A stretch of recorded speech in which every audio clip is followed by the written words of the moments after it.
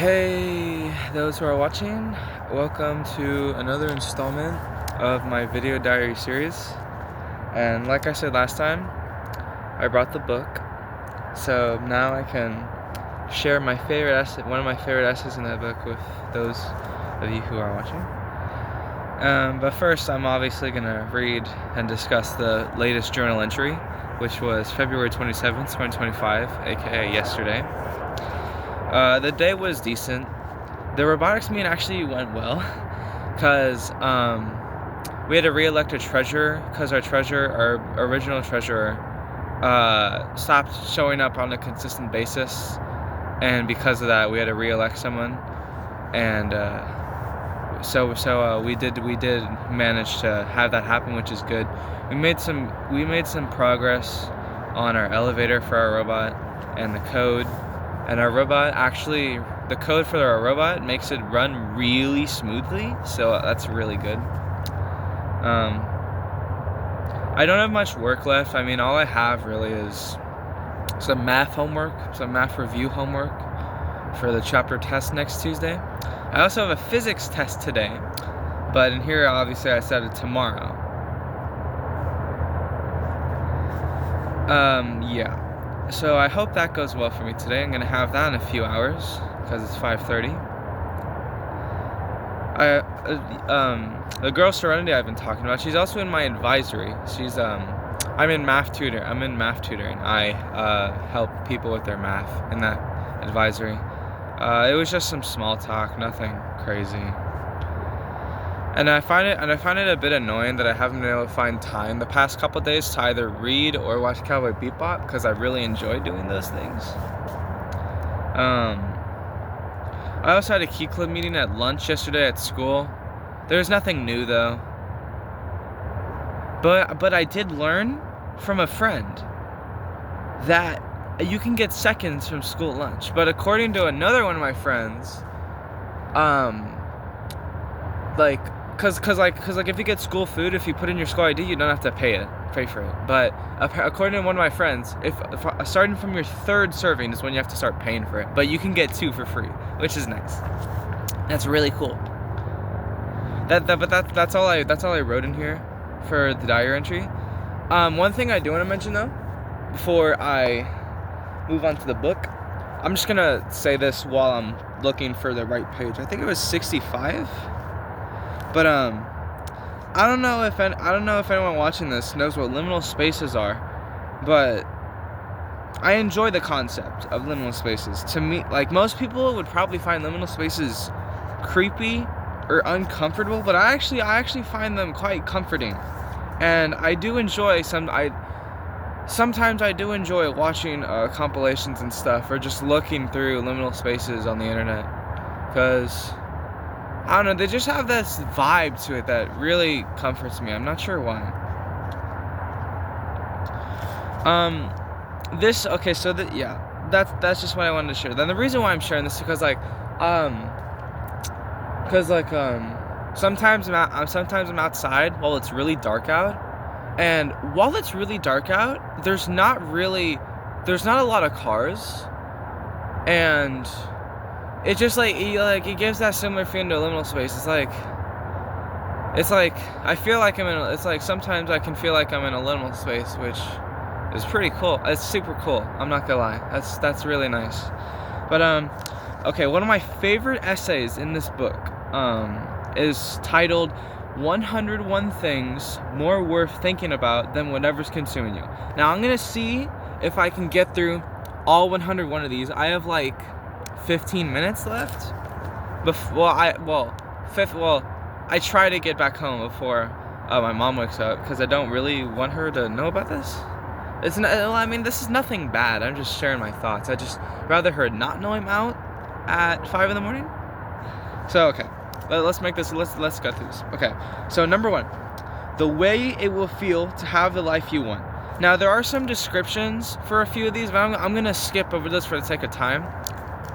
Number 2, the parts of yourself you need to work on, not because someone else doesn't love them, but because you don't. Number 3, the fact that sometimes the ultimate expression of self-love is admitting you don't like yourself, and coming up with steps to change the things that you know you can and will do better. Number 4, a list of things that turn out to be very right for you, and what similar feeling accompanied each of them. Number 5, the way you will quantify this year. Number 6, the things in the past that you thought you'd never get over, and how insignificant they seem today. Number 7, what you will create today, what food you will eat, and who you will connect with. Number 8, how you learn best, and how you could possibly integrate that form of comprehension into your life more often. Number 9, the fact that you do not need to be exceptionally beautiful or talented or successful to experience the things that make life profound, such as love, knowledge, connection, community, and so on. Number 10, the cosmos, and how despite being insignificant specks, we are all essential to the core patchwork that makes up humanity, and that without any single one of us, nothing would exist as it is right now. Number 11, the proper conjugations for a language you could stand to speak conversationally. Number 12, the people you smiled at on the street this morning, the people whom you text regularly, the family you could stand to visit more, all the little bits of genuine human connection that you overlook because they become givens. Number 13, how you will remember this time in your life 20 years from now. Number 14, how few of your days you really remember. Number 15, how you likely won't remember this particular day 20 years from now. Number 16, everything you honestly didn't like about the person you're no longer with, now that you're not emotionally obligated to lie to yourself about them. Number 17, a list of all the things you've done for yourself recently. Number 18, little ways you can improve your quality of day-to-day life, such as consolidating debt, or learning to cook an easy signature meal, or cleaning out your closet. Number 19, the patterns in your failed relationships, and what degree of fault you can rightfully hand yourself. Number 20, what you subconsciously love about the problems you struggle to get over. Number 21, the idea that perhaps the current problem in your life is not the problem, but that your perception is skewed, or you aren't thinking of solutions as much as you are focusing on your discomfort.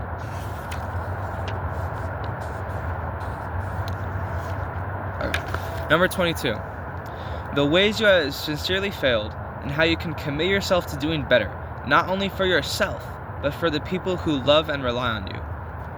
Number 23, the ways in which your current situation, though perhaps unplanned or unwanted, could be the path to the place you've always wanted to be, if only you'd begin to think of it that way. Number 24, your mortality. Number 25, how you can more actively take advantage and appreciate the things that are in front of you while you still have them. Number 26, what your life looks like to other people. Number 27, what you have already accomplished in your life.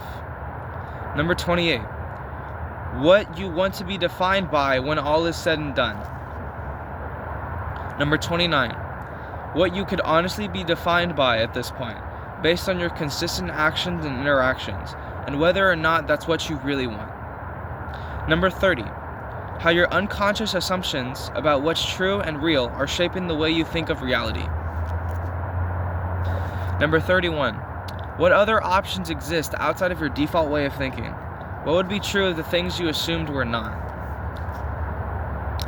Number 32, the details of whatever it is you're working on right now. Number 33, how you can possibly put more effort into said work that deserves your time and attention and energy more than whatever you become distracted by does.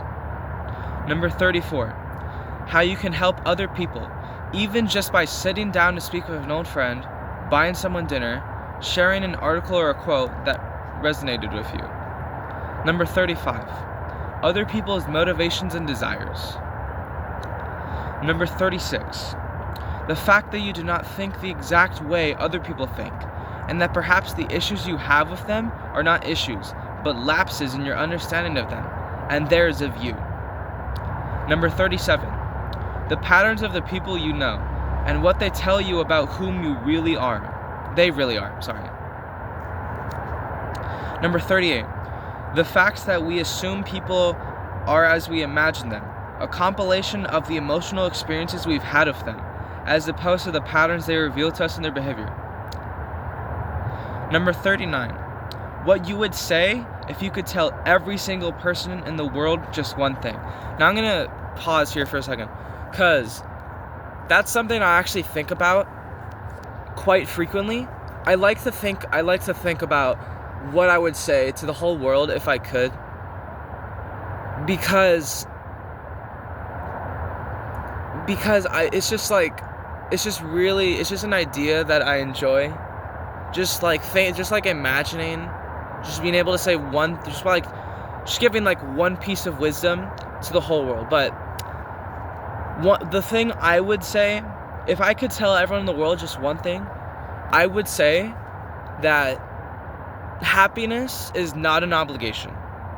That's what I would say. Because, okay, you know what? I'm gonna get through 50 of these, and I'll go into more detail about that after this. But don't worry, I'll get back to that. Don't worry. Once I get to 50, I'll be done with this for this entry, and I could go through the last 50 tomorrow. Okay. Number 40. What you would say if you could tell your younger self just one thing. Number 41. The years of practice it takes to learn to play each instrument in your favorite song. Number 42. Where your food comes from. Number 43. What your big objective is. Number 44. What you'd put in one box if you had to move to the other side of the country and could only bring that. Number 45. Getting to inbox 0. Number 46. How much your pet loves you. Number 47. How you can adequately and healthfully allow yourself to feel and express pain when it comes up, as opposed to just freaking out and trying to get rid of it as fast as possible. Number 48. Plot twists. Number 49. Who you would be happy to also live for if your own desires and interests were no longer your sole priority. And number 50. What your future self would think and say about whatever situation you're in right now. Okay, now going back to number 39. What? Oh, I guess I didn't look. I meant to turn the page. The reason why I would say happiness is not an obligation is because people always try. Because especially when you're a child, people always tell you that being happy is a good thing, and that other emotions like anger and sadness are bad. That is not the case at all. While happiness is a good thing, so are your other emotions, because as human beings, we need to cycle through our emotions. It's the healthiest thing for us to do. And when you're told to basically only feel one thing, because that's the only thing good for you, that's just not healthy at all. Because then it could lead to many symptoms, including intrusive thoughts. Like, for example, I've held in my anger a lot throughout my life, and because of that, I actually do have intrusive thoughts about inflicting harm on others. I really don't like these thoughts, but because of the fact that I'd never release my anger, it just builds up in me, and it just makes me feel that, it just makes me imagine that kind of stuff, and I wish I would release my anger sometimes, but I truly don't know a healthy way to do that. So it's just kind of a repeating process for me, where it's I just get angry, but then I don't release it, and I just keep it in there. It sucks, and I don't know how to fix it. But yeah, happiness is not an obligation. You do not always need to be happy. You need to cycle through your other emotions. And the one right after that, number 40, what you would say if you could tell your younger self just one thing, is because many people, the way I act, many people would probably say I act immature, or I talk too much, or I'm too dramatic or something. It's like they like a lot of people would say, oh, you act younger for your age, too young for your age. But there's nothing wrong with that. There's nothing wrong with being more connected to your inner child, because your inner child is the purest form of yourself. And I don't know, like the way I act, I've kind of just done that my whole life, and I really don't see a problem with that. Like being super upbeat and energetic, but also having, like, even though I'm upbeat and energetic a lot, there are times where I'm just completely emotionally exhausted, and I'd rather not talk to people, because, you know, like throughout my day, I interact with people a lot, and I like express myself a lot. Like, I'm very expressive of myself, and so I can get really tired. Like sometimes when I get home, all I want to do is just play video games, because it's just like, it's a way for me to shut my brain off, you know. But yeah, if I were to say one thing, there's actually two things I would want to say to my younger self. Okay, it's actually 52. I'm gonna start walking. I'm not gonna be done recording. I'm gonna start walking though, because I need to start getting back home. But I'm just gonna finish this thought though. But I hope my camera can still see me. There are two things I would want to say to myself, to my younger self. Hold on. Okay. There are two things I would want to say to my younger self. One is, you're doing good. And two is, we've made it. And my first option makes sense, because especially as kids, especially as a kid, as a teenager, I worry about the future a lot. And if my future self would be able to tell me that you're doing good, then that would be awesome. But my second choice, we made it, is, like I just said, I stress about the future a lot, and I worry about whether my decisions are good or not sometimes. And just like the idea that if I could just tell my younger self, like, hey, you did it, you made it, you got to that place you wanted to be, that's definitely one of the most comforting ideas in my head. And it just makes me really, it's just like really happy to think, it's just really nice to think about that. So, but that's all I have for today. I need to head back home, and I'm gonna upload this and put the latest journal entry in the video description. I hope you all have a great day, and goodbye.